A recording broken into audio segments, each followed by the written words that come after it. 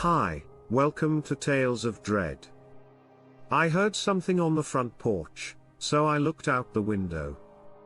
We left the porch light on, and what I saw was incredible. It squatted before me. I believe it was too huge for the porch.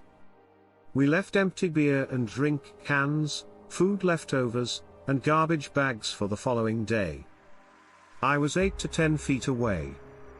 I peered at it for what felt like an hour, but I never saw its face since its back was to me. I never leave my .45 caliber, but I didn't this time. If I had, you'd have a body to display. It killed my cousin's bulldog in May and chased another family member in June. It faces a family member's window and midday. No one will investigate and catch it, even though we know where it lives and how it moves, so I'm attempting to kill it. Just catch and delete it, please. My family in Alabama is terrified of this. So it's either slash or. When my aunt was 11 or 12, she helped her cousin Jerry in the field near Screamer and Henry County, Alabama. Jerry became thirsty on a scorching day and requested my aunt to grab him a drink of water. My aunt went across the field to her aunt's home. At Dirt Road, she spotted two animals. She halted, retreated, and stopped again. She remained there watching them for a minute or two to get a good look at them. They were 10 feet away. She was on one side of the dirt road, and they were on the other. One was around 5 feet tall and the other was shorter. 4 tall. They seemed young to her. She stated they were covered in thick, brownish-black hair and resembled gorillas with hairy human faces. Human feet and hands. She added they had hairless, dark brown or black noses, feet, and hands. They stood motionless, blinked, and looked at her, but had thick hair. Their noses were human-like. After a minute, she ran back to the house to collect Jerry's drink. She rushed, grabbed water, and walked back to the field without looking back. No more monsters. She never informed anybody about this experience until recently because she was terrified of ridicule. In 1953, Highway 95 was nearby. The hurricane had just passed. I was 11. My grandfather owned Hurricane Landing and Fish Camp, now Perkins Landing. Hurricane destroyed our electricity. Our meal was frozen. 11 p.m. My dad told me to fetch ice from my grandparents' business. I grabbed a flashlight and walked. I was accustomed to walking the quarter-mile from our home to the store every day. On the left side of the road, I could hear dogs barking and growling. They belonged to an elderly guy in a white home on the right. He hid them behind his home. When I got to the home, I shone my light across the street and around it. Something big runs on 2 legs from behind the house. I followed it with my flashlight as it rushed into the woods, then it stopped and stared at me. Its crimson eyes gleam in the dark as it charges me. Fast. It went 30 or 40 yards in a flash and halted at the roadside. I was afraid and paralyzed, I couldn't yell or flee, and we remained there for an eternity. Maybe a second or two. Then it let out a high-pitched roar, I yelled, and it turned and bolted. I couldn't breathe or speak when I arrived home. My parents calmed me down, but they didn't believe me. My dad and uncle looked for traces the following day but found none. My uncle said I saw a bear, but I know they can't walk. My monster was huge. I'd guess he was at least 7 feet tall, with massive shoulders, dark brown to black hair, a square jaw, and sunk-in veteran eyes. I've never felt so afraid. I've been hesitant to tell my experience because of my line of work and don't want people to think I'm insane. As I become older, I believe this occurrence has to be recorded. The event happened in 1980 in Clayton, Alabama, in Barber County. I was traveling with my aunt, grandmother, and 4 cousins. Dark, approximately 9 p.m. I recall best. My aunt needed to turn around and pulled off the road beside a clearing.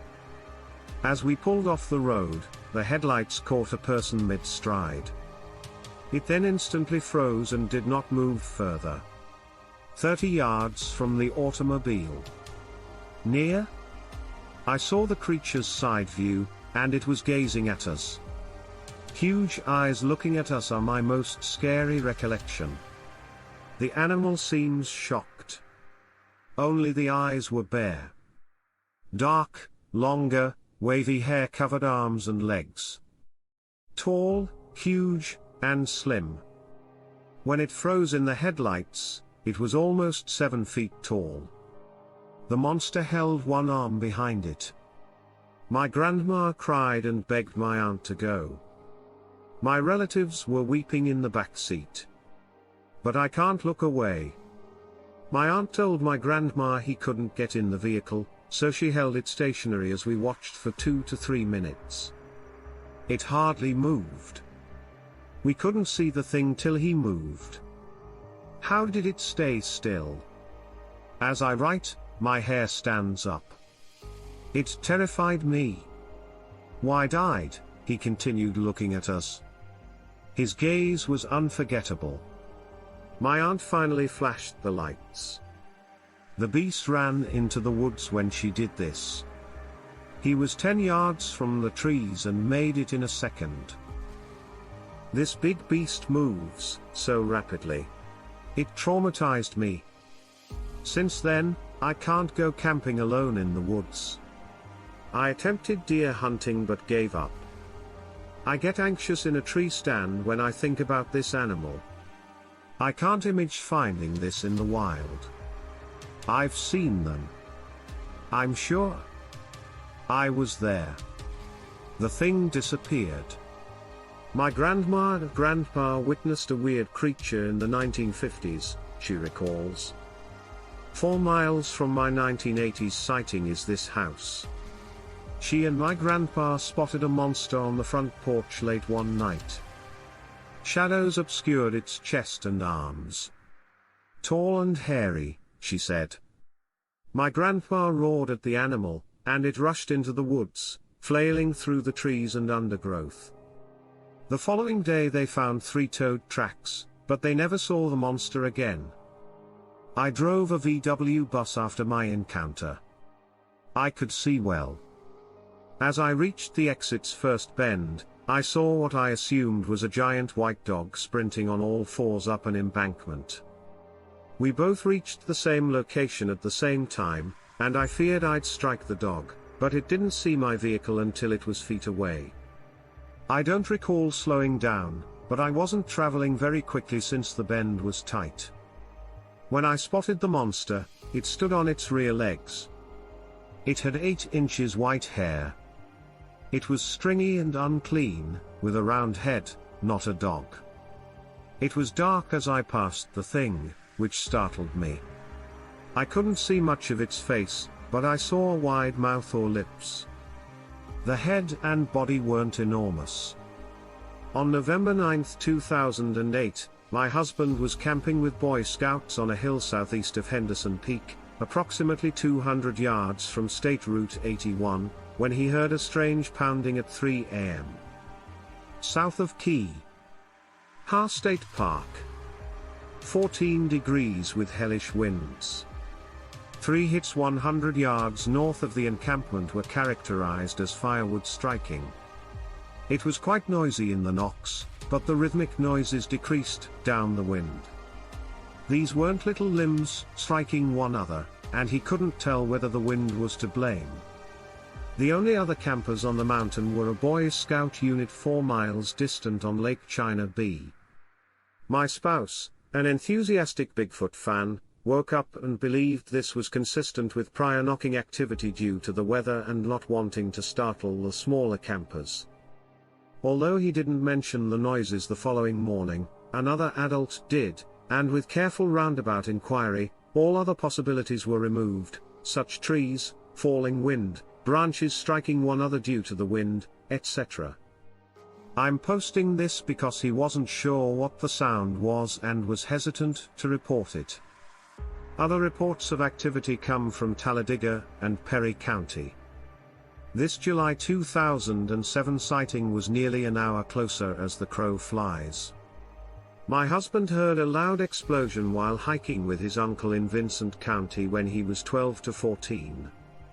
Upon ascending out of a stream, they saw twisted branches about 2 inches thick and uprooted shrubs, which they took to be the sound. He didn't know about Bigfoot then. They fled the neighborhood 7 years ago, because of the instant impact. We were at a lake in Alabama's Talladega National Forest. Sweetwater Lake. We were alone at the lake in a tiny boat early in the morning. Wednesday, we were alone and heard a scream. The howl grew into a lengthy, high-pitched scream that resonated across the mountains. About a year before, my stepfather and I were trekking around the same lake. About a half-mile into the trip, we crossed a 20-foot wide fire break to get to a spillway on the back side of the lake. We're very far back in the woods, we've passed boulders, thorns, briars, and other hard terrain, and there are footprints dried into the mud across the fire break. They were roughly the size of a mature man, but not human. I couldn't understand why he was so far back in the woods without shoes, but I had a theory. Bigfoots grow up, therefore it may have been a youngster. I was driving north on Alabama Highway 51 in northern Coffee County before nightfall at the end of January 2013. I was within 100 yards of a big black object in the road as I neared a left turn about 5 p.m. It advanced to my right and was facing me in 3 steps. It was a 9-foot-tall bipedal monster with a 4-foot shoulder breadth and the most brilliant yellow-green eyes I've ever seen. I saw gray-brown hair. Dark brown, leathery skin covered the face. This monster raised its left arm to hide its eyes or anticipate being struck while I was 30 feet away. I'd moved on. 1979's events took many seconds to register. I lived at my grandparents' Alabama house in 1980. The 300-acre property has deep hollows leading to a river slough. We experienced deer, poachers, and cattle rustlers on our property in late summer and autumn 1979. So I spent many nights and off days attempting to capture them. During the day, I heard odd cries in the woods near the river. First, I assumed it was a peacock or scream owl, but it was louder and longer. Not impressed? One night, I was returning home from the farm's rear about 11 p.m. It was a clear night with a brilliant half moon, so I could see well. I was walking along the south border of the woods approximately a half-mile north of the home when I felt monitored or in danger. My skin crawled and the hair on the back of my neck and hand sprang up as my dog, a giant Doberman Pinscher, began behaving uneasy, whimpering, and glancing over his shoulder to our left towards the wood line. Something shrieked less than 35 yards behind us and to the left as I removed my rifle's safety and sped up. The scream was unbelievably loud. The scream shook my chest. My dog and I fled 50 yards to our right into a field, and I halted with my rifle up to check if anything was after us. It wasn't. I stood there with my gun up while whatever it was shouted at us 5 or 6 times. I could hear movement in the dry leaves, where the sound was coming from. A huge individual was pacing. I could also see saplings and tiny trees shake as it pushed and tugged on them. Longer, lower-pitched cries than previously. It wasn't bobcats screaming, either. I heard animals moving southwest. The woods were peaceful, but I thought something was watching me. I never saw anything.